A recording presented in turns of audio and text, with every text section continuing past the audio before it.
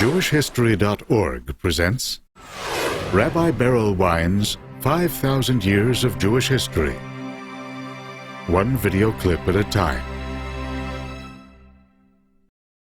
Clip number 16, Greek Influence and Alexander the Great. Whenever there are major changes in world events, it seems to impact the Jewish people particularly. Alexander the great Greek leader, conquers the Persian Empire, conquers most of the known world, and he comes to the land of Israel in about 325 before the Common Era, just a few years before his death. There the Talmud tells us that he meets Simon the Righteous, Shimon HaTzadik, and is so impressed by the visage of Shimon HaTzadik and by the personality that he spares Jerusalem, he spares the temple, and so to speak, he continues on his way. Alexander will die 2 years later in 323, before the Common Era. The Jews remember Alexander.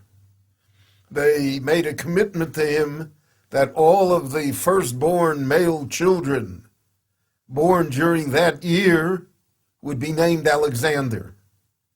And that's how Alexander, a pure Greek name, enters the Jewish world. It became a standard Jewish name until our time. There are people today who are named Alexander, Sender. All of those names are derived from this event of Alexander's coming to the land of Israel. In addition, the Jews said, we're going to revamp our calendar. We're going to date not only from the creation of the world as we do now, but we're going to date from the time of Alexander, from the time of the Greek conquests. Now, the Jews fudged on this a little. This became what was known as Minyan Shtarot, the official date that was used in legal documents. And year one was the year 312 before the Common Era, which in Jewish tradition is exactly 1,000 years after the Exodus from Egypt. And the Jews also now were subservient to the Greeks. They had to pay taxes, etc. And to a certain extent, Greek culture, certainly Greek names, filtered into the Jewish world. We find great rabbis who are named Antigone.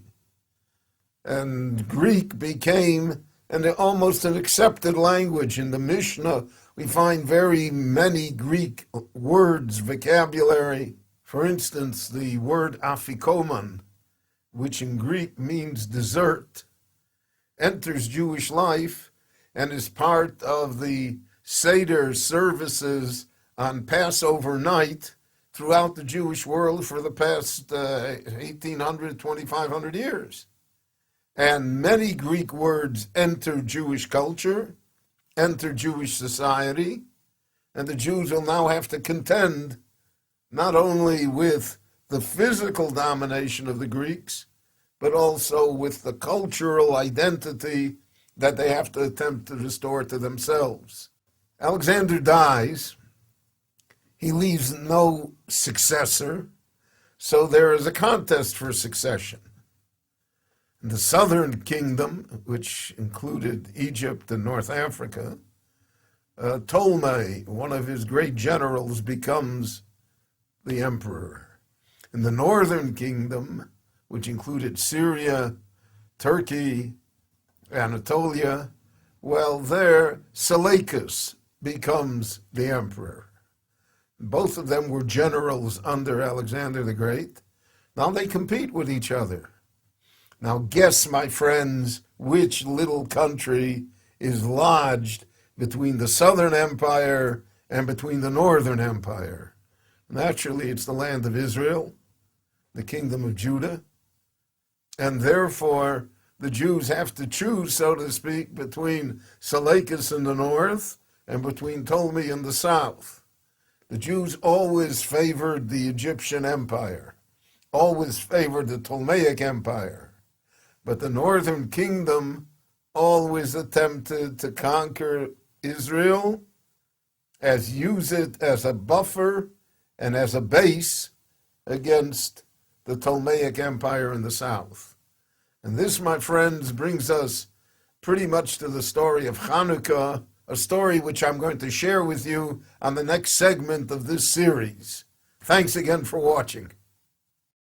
For more on Jewish history, go to jewishhistory.org.